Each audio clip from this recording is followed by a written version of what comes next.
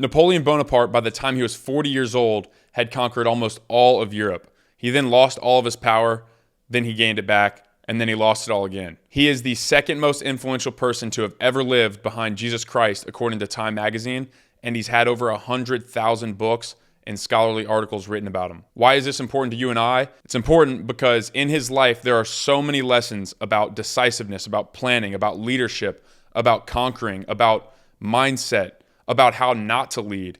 There's so many lessons across his entire life that we can apply to our own lives and our own pursuits and goals that we want to accomplish. I read this book, Napoleon, by Paul Johnson, a biography about Napoleon Bonaparte. And in this video, we're going to go over the highlights and the lessons, the most important lessons that you and I can take from Napoleon's life and apply to our own and our own pursuits.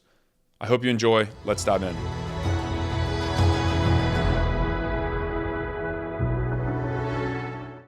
I found the crown of France lying in the gutter, and I picked it up with my sword.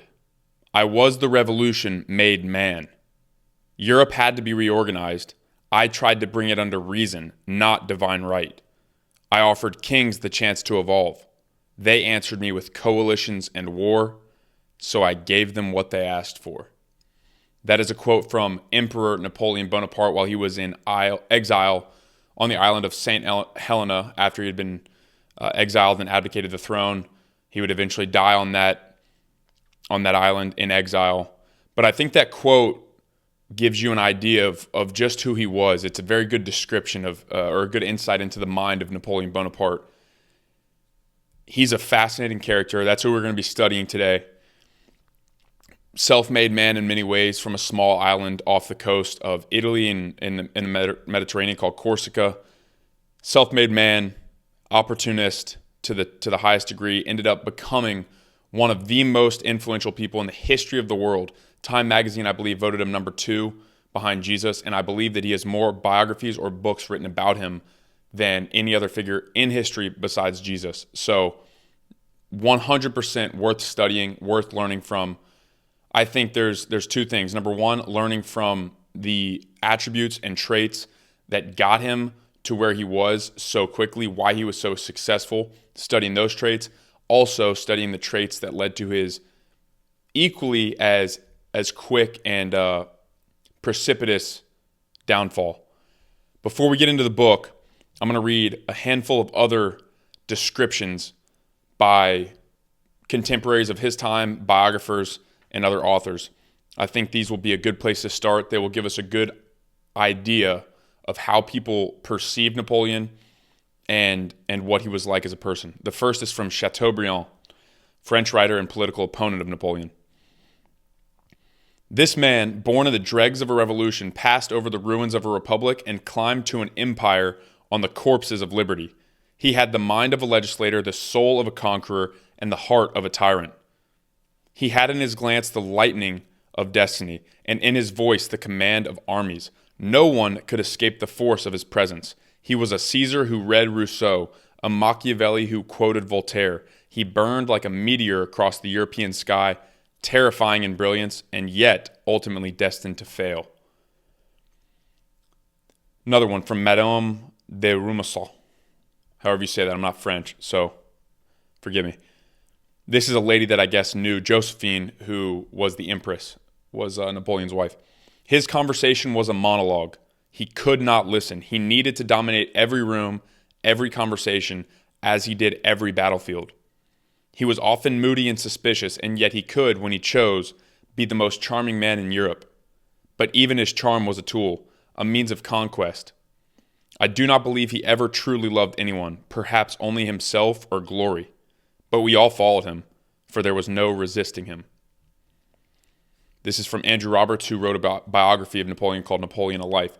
Napoleon had an extraordinary mind, mathematical, systematic, but also intuitive and imaginative. He could quote from memory vast tracts of literature and military history. He read constantly, even in campaign tents. Yet his genius lay not in just knowledge, but in decisiveness under pressure. He was a master of concentrating force at the decisive point, often winning battles before they began with psychological warfare. And yet, in private, he could be reflective, humorous, even vulnerable. His complexity is what makes him endlessly fascinating. Next one's from the Duke of Wellington, who was a general in the British Army who actually ended up defeating Napoleon in the Battle of Waterloo, which led to his abdication and exile to the island of St. Helena, where he was when he wrote the first excerpt that we read today. He was the Duke of Wellington studied Napoleon greatly because he was a formidable foe. This is what he says about him. Napoleon's presence on the field made the difference of 40,000 men. He was, in that sense, a force of nature, but I do not think he had the moral grandeur of a Washington, nor the statesmanlike restraint of a true sovereign. He was a soldier's general, fast, decisive, daring. Yet he had no check in his ambition, and ambition unmoored is eventually fatal. This last one's from Tolstoy, Leo Tolstoy. He wrote War and Peace, which is about Russian society and aristocracy in the Napoleonic times and early 1800s. This is through the character of Prince Andrei, but it most likely reflects Leo Tolstoy's actual perception of Napoleon. Everything was in confusion in the emperor's soul, but the one thing that was clear to him was that the men who lay dying on the battlefield had perished for his glory. He believed in his star, but in that belief lay the emptiness of a man who mistook the trembling of Europe for the echo of his own footsteps. So, as you can now tell, if you did not know already, Napoleon was a prolific man. He was about as effective of a leader in terms of military and conquest as there's ever been, if not the most effective. He was insanely competent, insanely skilled, an incredibly nuanced and fascinating character, and that's why we're studying him. Many of the greatest leaders and conquerors and military thinkers and entrepreneurs and founders have studied him, so you and I will do the same. I want to start with an idea that I have reiterated many, many times already on this podcast and will continue to reiterate many, many, many times, probably 1,000,000 times by the time I die. But you can, as you could probably guess, Napoleon read voraciously. He was an avid reader from the time he was young, and that is, without question, the number one defining characteristic of the men that I've studied, that you and I have studied thus far on this podcast, is they read. Great men read, great men study the great men that came before them that achieved great things. It's just how it is. It's how it's always been. That's what happens. A great man lives, himself or a biographer or other writers write about him and his life and his story and his playbook. We have the opportunity to learn from their lives. And every great man that I've studied, or the vast majority, have taken advantage of those playbooks being available to us or to them.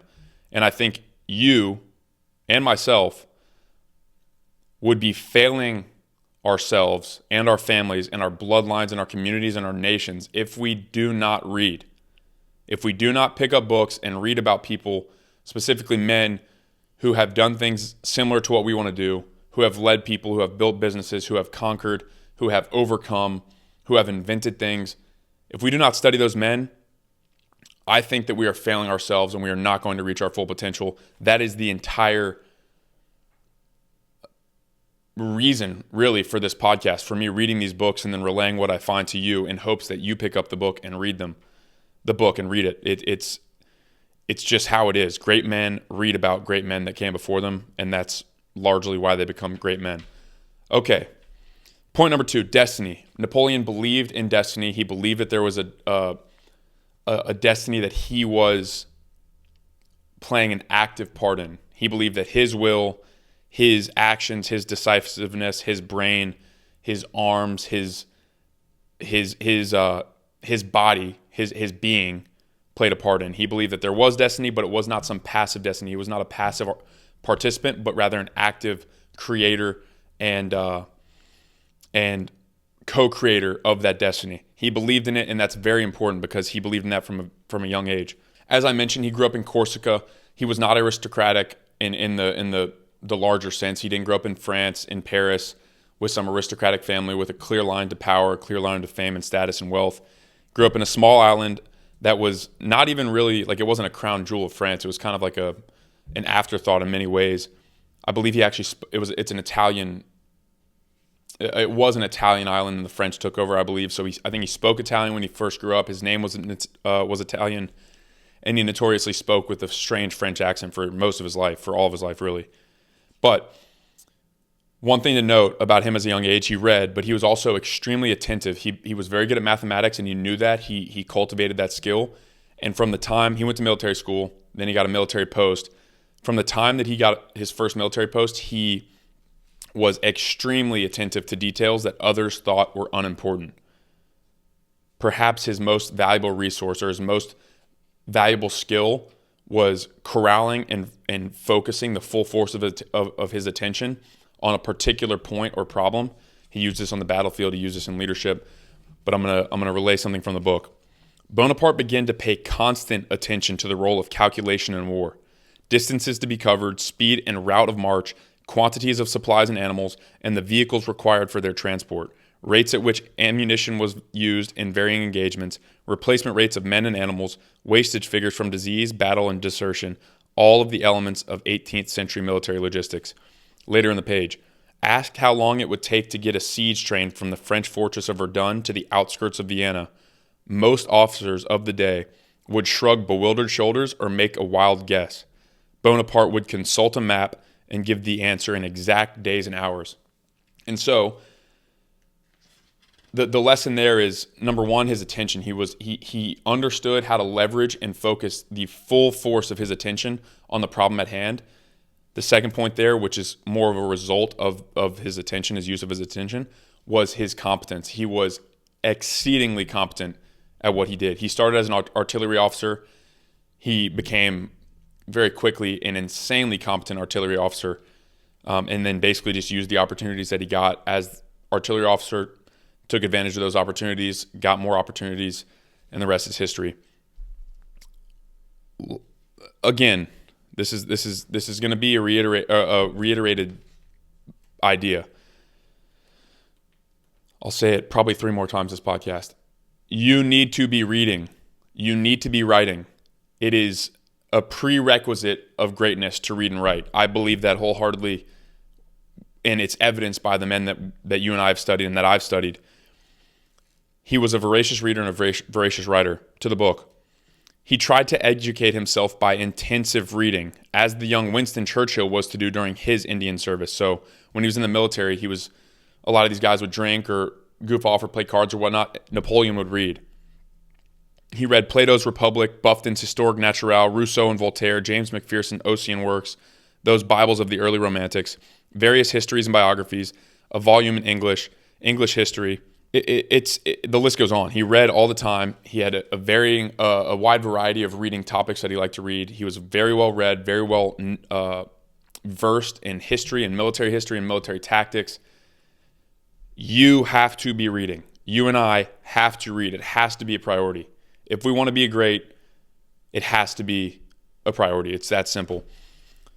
I cannot overstate that enough. Another thing that he was mentorable, and this is another recurring theme, is being able to be mentored and the power of mentorship. So on, I believe it was on the island of Corsica, he had this guy that was a mentor, but I'll read in the book. But the archetype of Paoli, not just conquering soldier, but supreme legislator and enlightened ruler as well, became part of the furniture of Bonaparte's mind.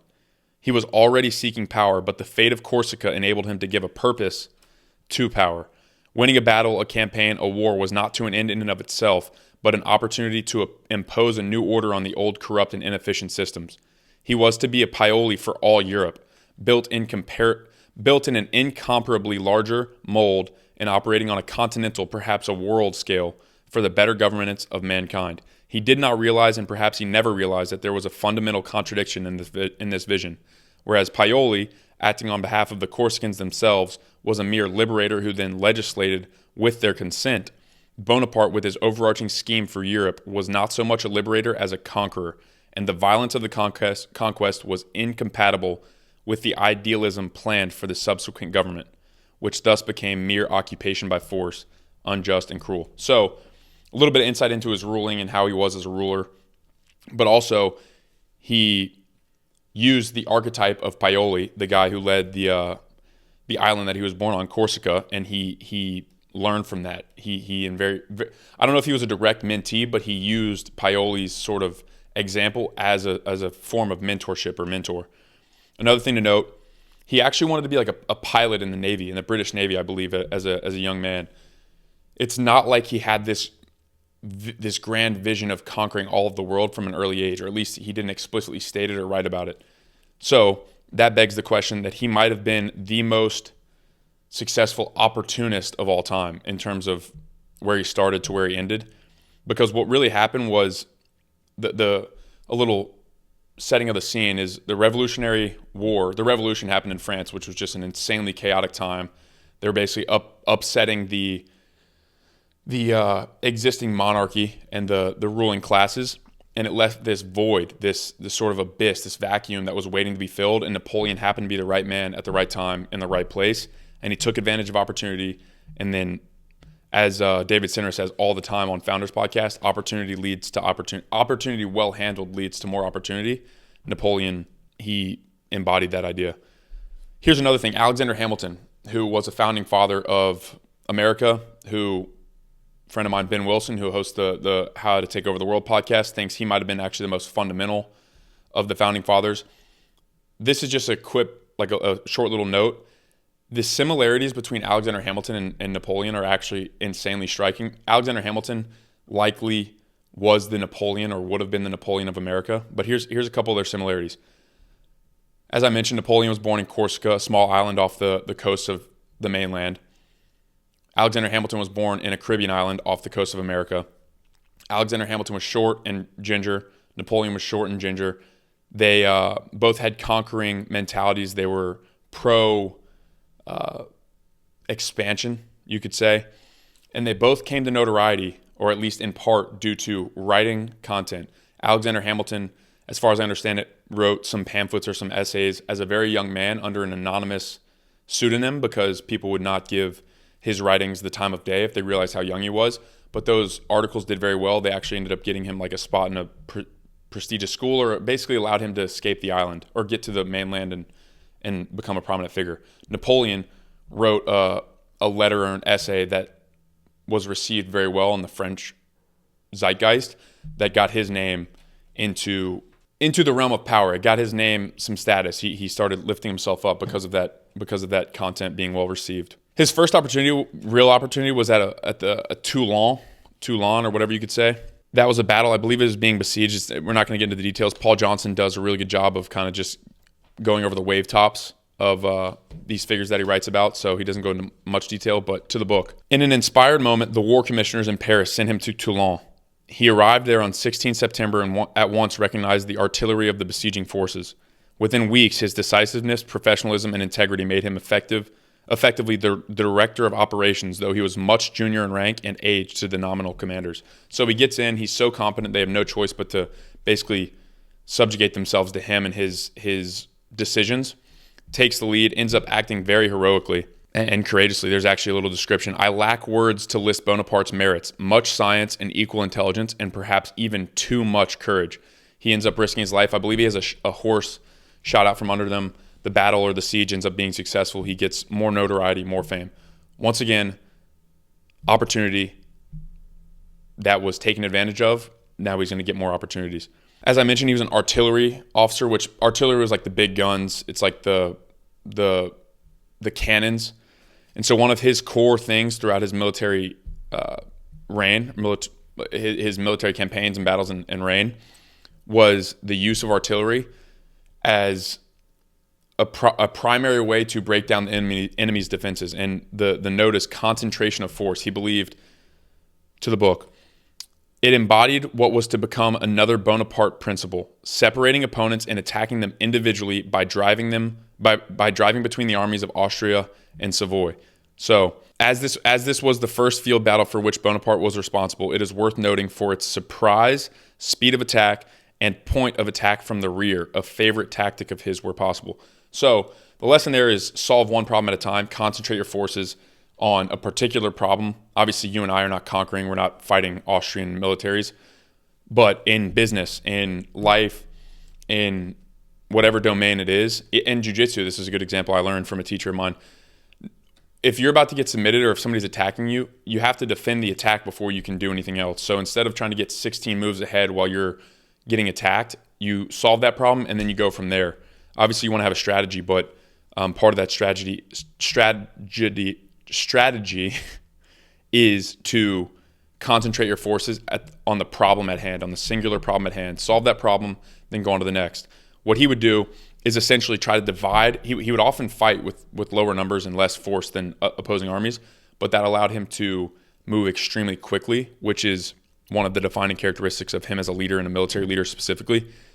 He would move quickly. He would surprise his opponents. He would divide the army and essentially attack one side, defeat them, and then turn around and attack the other side. So instead of in a smaller force attacking a bigger force front on, he would attack half the army or a portion of the army, defeat them in full force, and then turn around, and then he has the full force of his whole military or his whole army to attack the other side.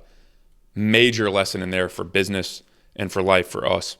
So he has a couple successes. He gets a little notoriety. There's basically this revolt that happens, or this like mob that happens in Paris.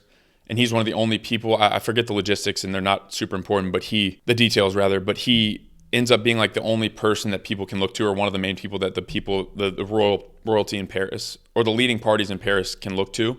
So he basically gets his artillery, and there's a famous scene, it's actually depicted pretty well in the movie Napoleon, but he basically turns artillery onto 30,000 of these mobsters, and he ends up,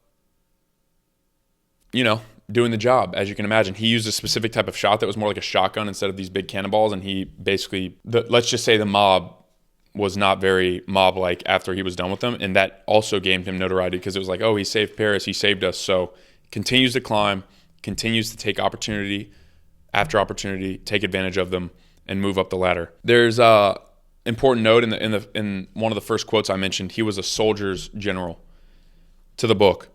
Soldiers, you are naked, ill-fed, but rich provinces and great towns will soon be in your power, and in them you will find honor, glory, and wealth. Soldiers of Italy, will you be wanting in courage and steadfastness to obtain these things? From the first, Bonaparte had an implicit contract with his men. They would make his victories possible, and in return, he would ensure them loot. More, he would make it easy for their spoils to be transferred back to their families. So he understood that the soldiers were doing the lead work of his campaigns. Without soldiers that were effective and highly motivated and high morale, he could not maintain or grow or conquer the power that he wanted to obtain. So he knew that he was a master of morale for the most part, at least early on in his career. He actually has a quote where I think it's his, but it's basically more battles are lost by loss of morale than loss of blood. He was as it says in this excerpt, he made it easy for the loot to be returned back to the families. He understood logistics at a more deep level than any other person of his time. This is what allowed him to move so quickly, to be replenished from food and men and animals, and trains to take the loot back to their families. So the men knew that they were fighting, they were winning, and they were looting, and then the money would go back, or the wealth would go back to their families, which was hugely important for their morale, and subsequently hugely important for his victories on the battlefield, and then his gaining of power. The lesson there, I think, is for you and I, especially if you lead teams or if you have any employees, and even for yourself, is to prioritize morale. It's extremely important to maintain high morale.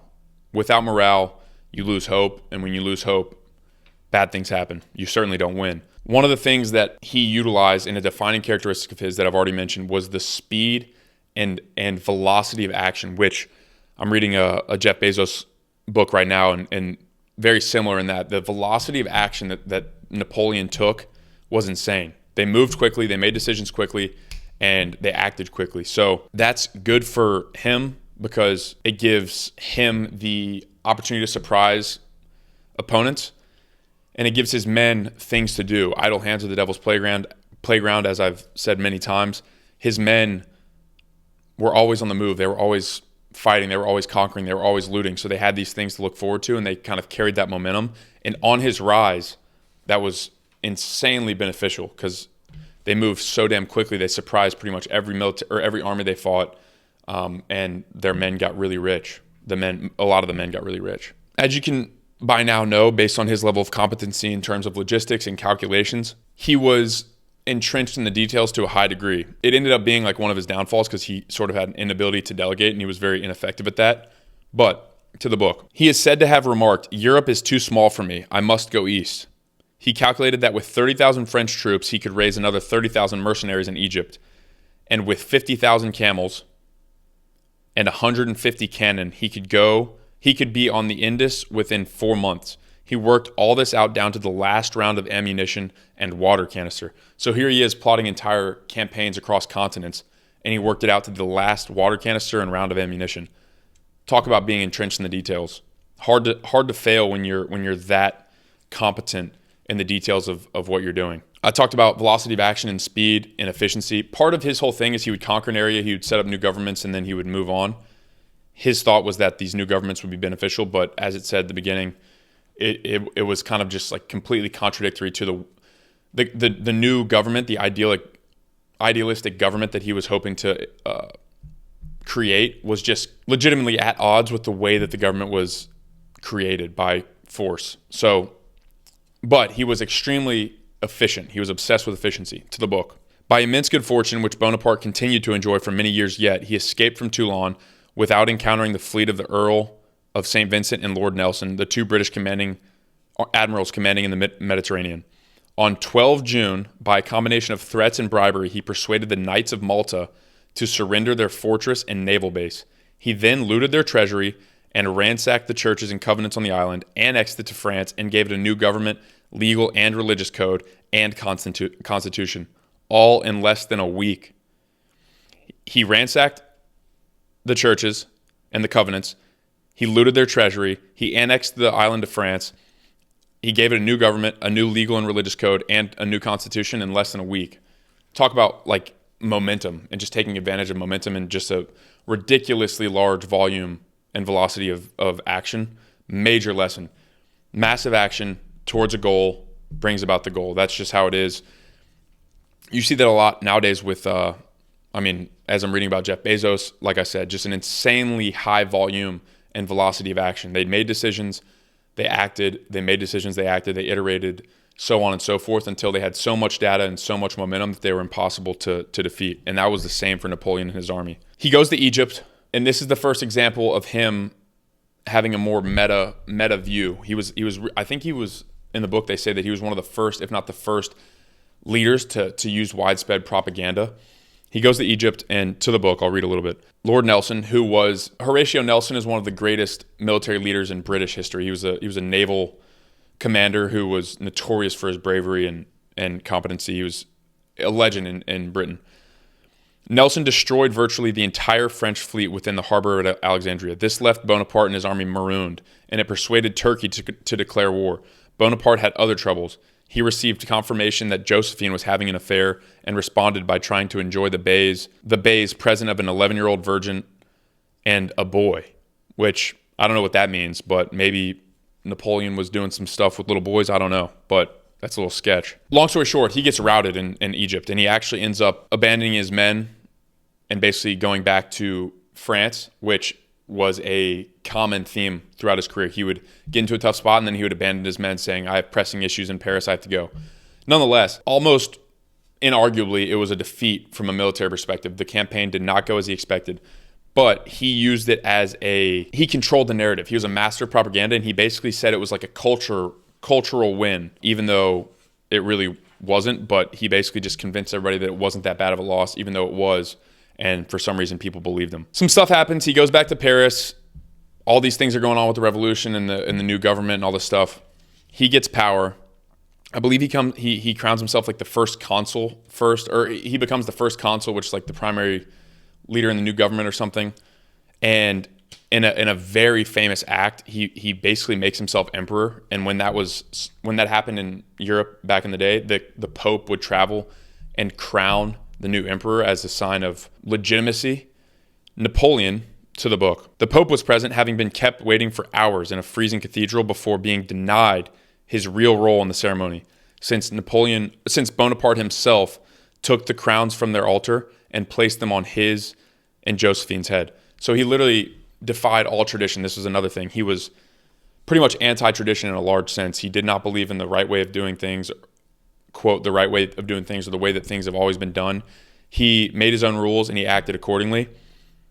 He might have been the first emperor ever to crown himself. So huge amount of hubris and arrogance, but that's just how he was. He wasn't here for the games or the tradition of it all. He wanted power and he wanted to do it quick. One thing to note about his success as a military leader is there's really three things that he did really well, especially in the planning phase, essentially. Number one, the strategies were extremely well thought out. He was extremely topographically proficient. He knew how to read maps, how to position his men, where the best places to position his men. He would also, when he could, he would choose his own battlefields. He would choose when to engage the enemy on his terms and on his battlefield because he knew the battlefield. He could navigate more effectively, more efficiently, things of that sort. So number one, extremely well thought out strategy.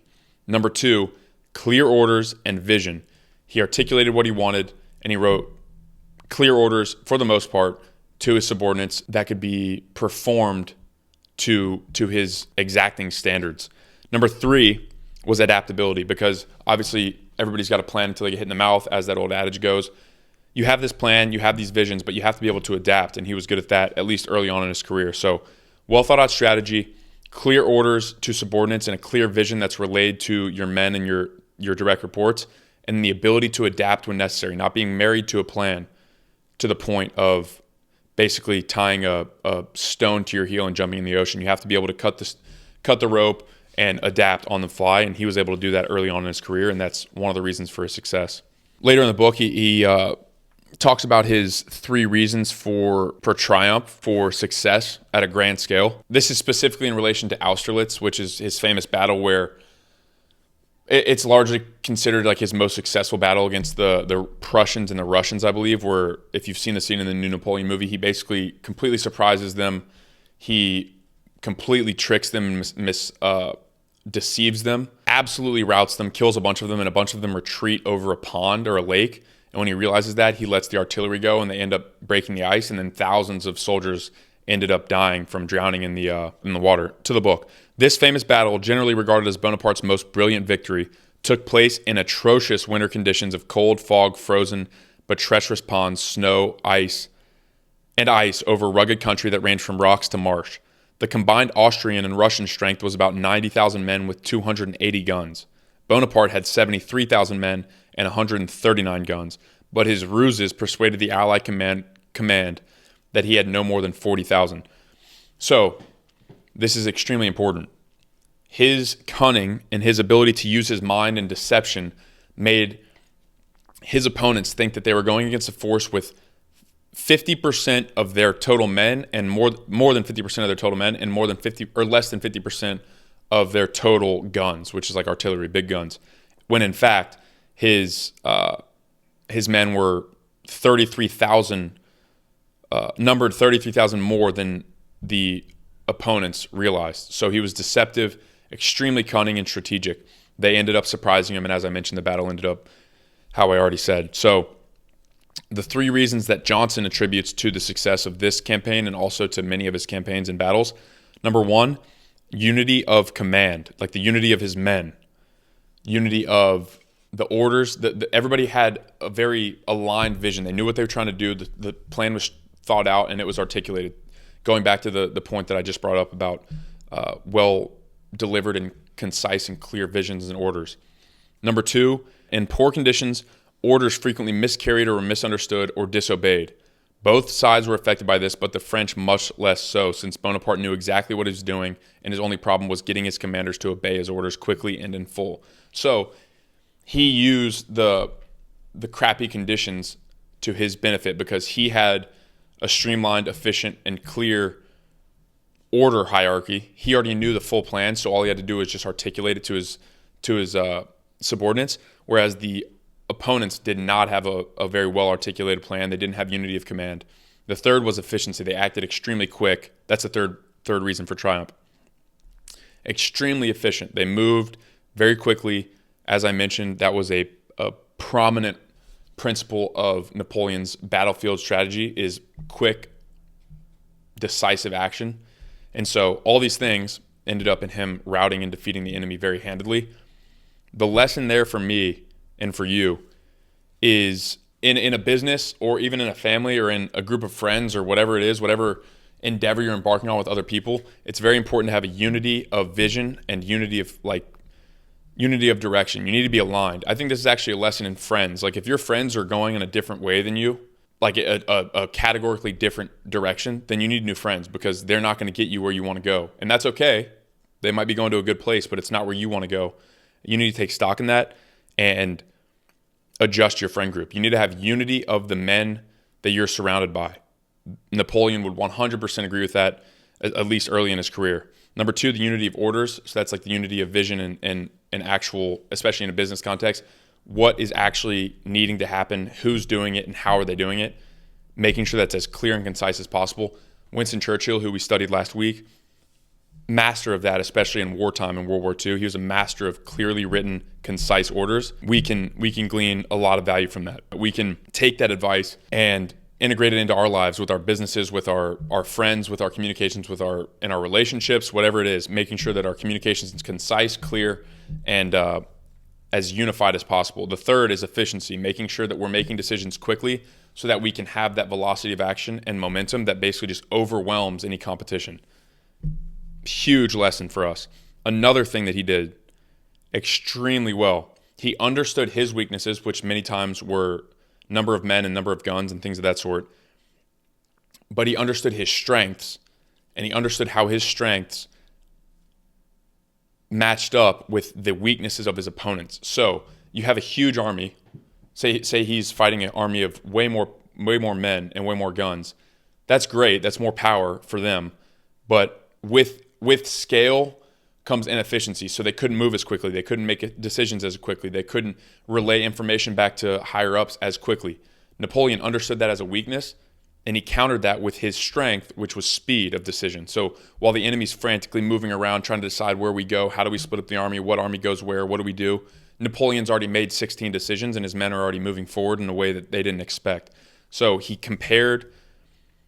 took stock of his strengths and weaknesses, took stock of the strengths and weaknesses of his opponents, and then he fought using his strengths against his opponent's weaknesses. Brilliant.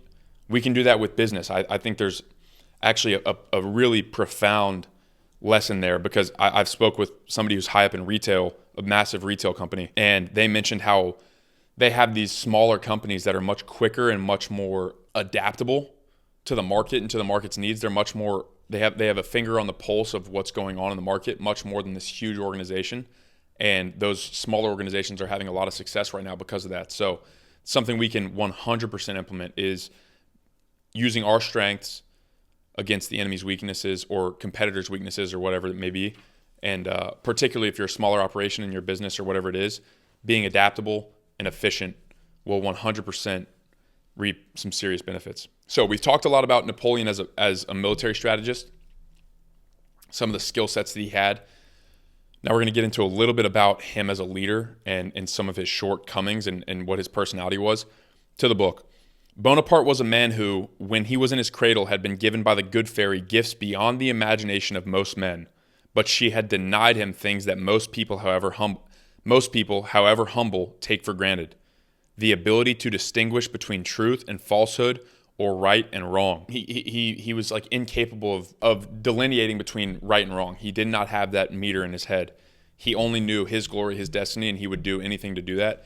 And we'll get into a couple pretty stark examples of almost how sociopathic he was in that way later in the book. But the lesson there for me is it's a house built on sand. It's a short fuse, and he rose to power extremely quickly because he was willing to manipulate and lie and connive. And then he fell from grace 10x faster than he rose because it was a house built on sand. It was a short fuse, ready to freaking blow up at any time. The lesson is to tell the truth. You have to tell the truth. You have to tell the truth.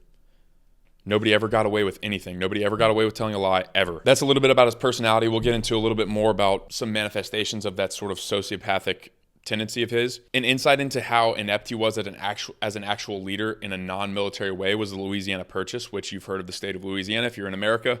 It might be the worst deal on France's side as the seller side. It might be the worst deal in the history of the world. Maybe Alaska's up there when we bought it from Russia, but like Louisiana Purchase really might be the worst deal made in history, which exposes Napoleon's shortcomings as a meta thinker outside of the realm of military.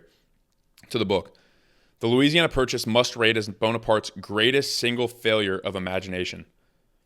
For Louisiana, which was everything from like Louisiana all the way up to the Dakotas, I believe, 820,000 square miles, which subsequently became 13 states. France was paid $15 million, or 4 cents an acre. That's crazy. 4 cents an acre. Even in that day, they said that was like an outrageously low price. But he was too concerned about his military and his glory, so he wanted the money so he could fund campaigns. He had no long-term vision in that regard. Complete mishap on his end as a leader. U.S., though, I mean, good for us, right? We had an amazing deal. It was awesome. So good for us, bad for him. I've already mentioned it, but his ability to control his attention and his focus and concentrate his focus fully and wholly on the problem at hand. To the book.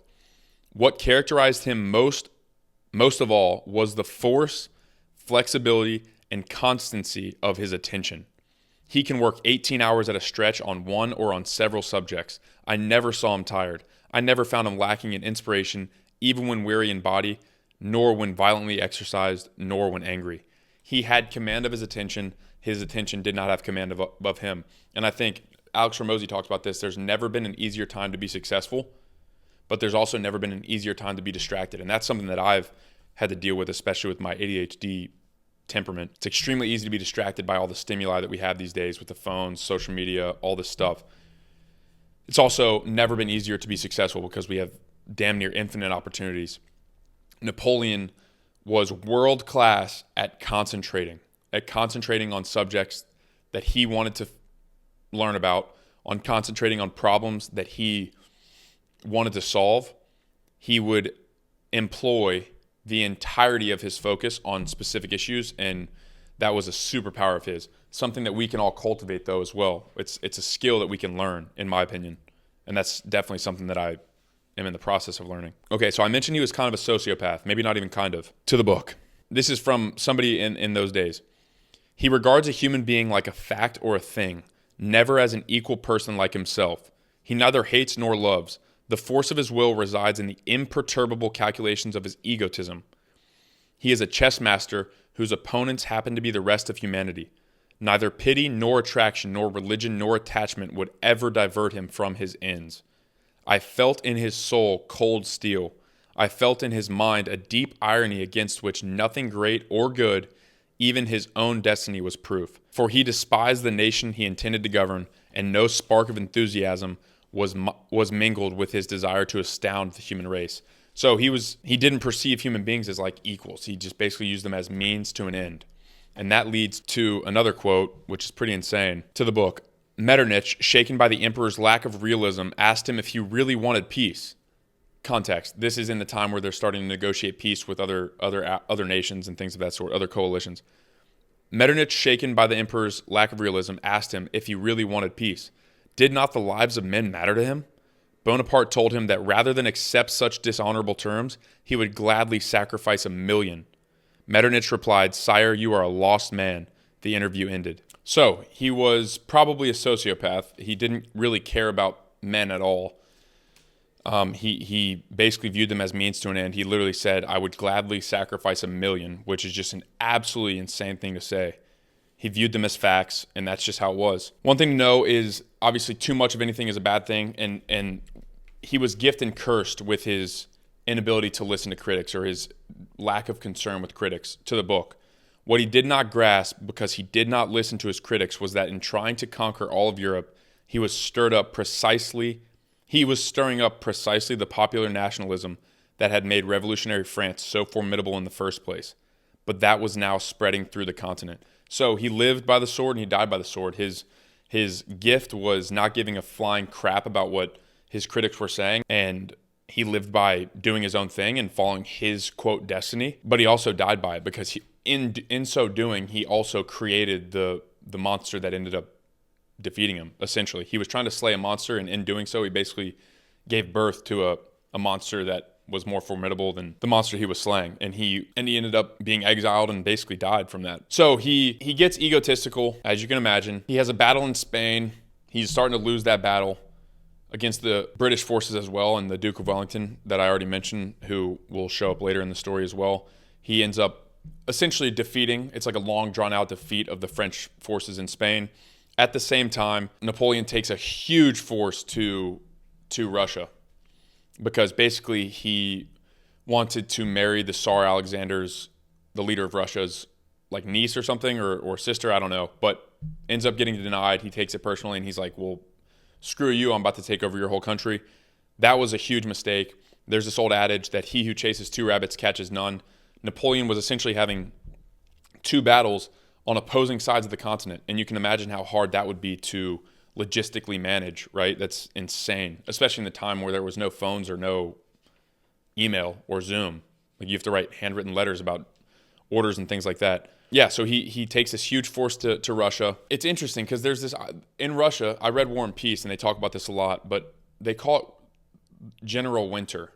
And it's essentially the idea that the winters in Russia are so formidable and so terrible that they act as another military force. So they refer to it as General Winter. Napoleon, as far as I understand it, on his person as he entered Russia, had a book that spoke or wrote about a particular military leader that did the same thing he was doing, going into Russia in the winter. All that to say, I think he started with 650,000 men. He ends up coming back with like 40,000 men. I mean, it was extremely bad for the French. Like they got absolutely annihilated. They had a couple victories early on. They kept on trying to progress. They ended up taking over Moscow. Moscow ended up burning, which gave them no refuge and no food and all these things. So then they were stranded in Russia with no food, no supplies for the winter. And he's like, oh crap, we got to get out of here. So he tries to leave, but it's too late. And in the retreat, the Russian forces start picking them off and making it way worse. People start dying by the tens of thousands. And as you can imagine, Napoleon says, oh wow, I have very pressing issues I have to get back to Paris to deal with. So he ends up leaving his men again. And basically all of them die. When he had left the city 3 days later, he had little more than 40,000 troops under his command. So, I mean, 650 to 40,000, that's pretty insane. Egotistic, ignorance, or arrogance, I don't know. But you would think that he knew about General Winter, and I think that he honestly just thought himself so indomitable that he didn't care and that it wouldn't affect him. In the end, it ended up being the ruin of him because he leaves, goes back to Paris. He ends up being basically closed in on by other forces. This is when that 1,000 men quote comes in. Like he would gladly sacrifice 1,000 men or 1,000,000 men. Here's an important note. In 1812 and 1813, Bonaparte had lost and killed, wounded, prisoners, and simply disappeared about 1,000,000 men. About half were Frenchmen. So he literally in 2 years lost 500,000 Frenchmen and 1,000,000 men total. That's insane. So he goes back to Paris. He has to abdicate his throne. He gets exiled to Elba, which is a small island off the coast of France. This is his first exile, not St. Helena. Not to be mistaken. Elba's off the coast of France. He's there for a little bit. And he essentially escapes. And they call this the 100 Days because he shows up on the shores of France and essentially walks from the coast of France up to Paris, which is just insane. And here's a really cool story that shows the loyalty of his soldiers and just the power and effect that he had. So he lands in the coast of France. He's walking up to Paris, and as he's going, he's basically just like all these soldiers are like, oh cool, the emperor's back, we're going to join him. To the book. 15 miles south of Grenoble at Lafri, he found his route blocked by a regular infantry battalion of the 5th Regiment. Bonaparte then put on one of his virtuoso performances. He had his military band play the Marseillaise and set off alone toward the opposing soldiers. When he was in range of their guns, he got off his horse and walked toward them. Satisfied he was within earshot, he stopped, opened up his greatcoat and shouted, "It is I, Napoleon. Kill your emperor if you wish." There was great silence. Then he told a monstrous lie. "The 45 wisest men in the Paris government have summoned me from Elba to put France to rights. My return is backed by the 3 leading powers of Europe." There was another pause. Then a shout went up, "Vive l'Empereur." Basically, live the emperor, long live the emperor. That was my attempt at a French accent. The soldiers broke ranks and came to Bonaparte for orders. When the news of this defection reached Paris, it detonated a Jacobean a Jacobin riot, which is like a sect of politics in Paris, a panic among government ministers, and an upsurge of Bonapartist support in many places. So here he is, basically just strides up to this group that's blocking his route, and he's like, hey, look, it's me, your emperor. Kill me if you wish. And instead of killing him, they all join him, and then he marches on to Paris, takes over the government again, tries to start some more, but the foundation was cracked. It was never going to work. It wasn't going to work, and he tries to do some like offensive stuff with the military, doesn't have as many men, doesn't have as much backing, doesn't have as much finance, all these things. It was never going to work. He ends up being at the Battle of Waterloo, which I already mentioned, against the Duke of Wellington. This is the story of Napoleon's downfall. He took for granted the British forces. Duke of Wellington, who already mentioned that he believed that Napoleon was worth 40,000 men on the battlefield. One man, Napoleon, being on a battlefield was worth 40,000 additional men. That's how highly Duke of Wellington perceived Napoleon. Napoleon did not take the same consideration to his foes. To the book.